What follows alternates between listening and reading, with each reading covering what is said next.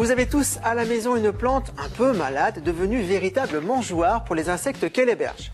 Et comme vous avez l'âme écolo, les insecticides ne sont pas vos amis. Alors, que faire? Eh bien aujourd'hui, il y a la protection biologique. En un mot, on va combattre les ennemis de vos plantes avec des insectes amis. Le principe de la protection biologique est directement inspiré de la nature. Dans cette boîte, il y a des insectes ou des acariens amis de vos plantes, ce sont les auxiliaires. Leur mission, limiter ou supprimer complètement les prédateurs de vos plantes, comme ici dans ce jardin d'intérieur.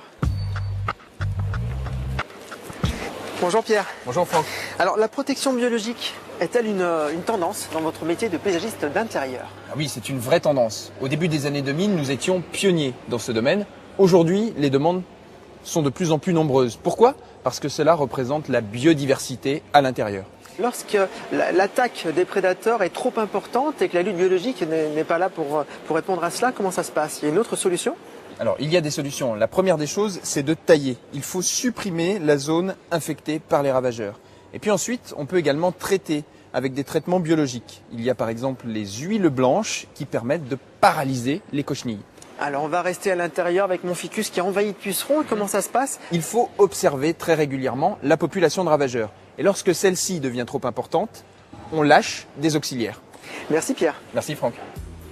La protection biologique a un coût malheureusement un peu plus important que l'utilisation simple des insecticides chimiques. Il y a bien sûr le prix d'achat des auxiliaires, mais également le temps de mise en œuvre par du personnel qualifié.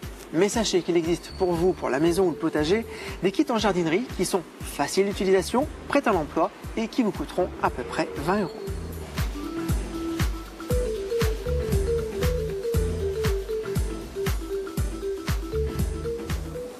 Votre plante est attaquée par un insecte, alors il va falloir agir vite avant la grande invasion. Et tout d'abord, identifier cet insecte pour utiliser le bon auxiliaire. Le plus connu des prédateurs, c'est bien entendu le puceron qui s'attaque à toutes vos plantes d'intérieur ou d'extérieur. Et d'ailleurs, le puceron est aussi très friand du lierre. Alors l'auxiliaire utilisé pour lutter contre ce puceron est une sorte de petite guêpe qui va le supprimer, soit en pondant directement ses œufs à l'intérieur du puceron, soit en le dévorant. Pour lutter contre la cochenille de votre ficus, tout d'abord, on va supprimer les parties les plus atteintes.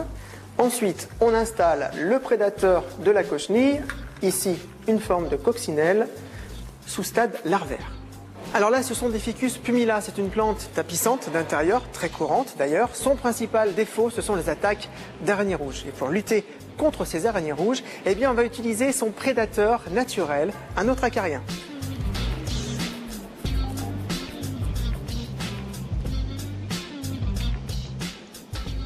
Avec la protection biologique et les traitements bio, partons en guerre contre les ennemis de vos belles plantes d'intérieur. Et vous verrez, surprise, le retour naturel des auxiliaires amis de vos plantes. Et voilà, la boucle est bouclée. Alors maintenant, à vous de planter le décor.